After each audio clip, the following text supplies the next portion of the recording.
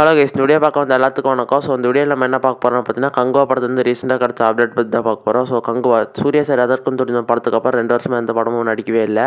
So அதுக்கு என்ன காரணம்னு பார்த்தீங்கன்னா, கங்குவாங்கிற மிகப்பெரிய படத்தில் அவர் கமிட் ஆகிருக்கிறது தான். ஸோ இந்த படம் பார்த்தீங்கன்னா தமிழ் சினிமாவில் உலக சினிமாலே யாரும் பார்க்காத புது விதமான ஹிஸ்டாரிக்கல் கதையாக இருக்குன்னு சொன்னாங்க.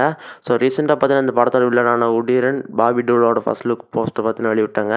இந்த போஸ்டர் பார்த்தோன்னா பாபி டூல் ஃபேன்ஸ் எல்லாம் பார்த்தீங்கன்னா அனிமல் படத்தோட வைப்பிலேருந்து ஒன்றும் வெளியே வரல.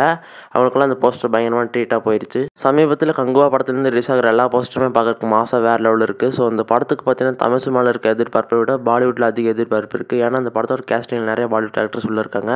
ஸோ இந்த படத்துக்கு மியூசிக் டேரக்டர் யாருன்னு பார்த்தீங்கன்னா டிஎஸ்பி தான் இந்த படத்துக்கு மியூசிக் போட போகிறாரு. இவர் மட்டும் புஷ்பா படத்துக்கு போட்ட மாதிரி ஒரு பாட்டு போட்டு அந்த பாட்டு ஹிட் ஆயிடுச்சுன்னா இந்த படத்துக்கு ப்ரமோஷனே தேவையில்லை.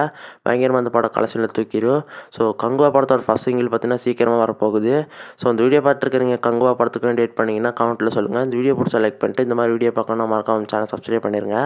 ஸோ இந்த வீடியோ ஃபுல்லாக பார்த்துக்க ரொம்ப நன்றி. தேங்க்யூ ஃபார் வாட்சிங்.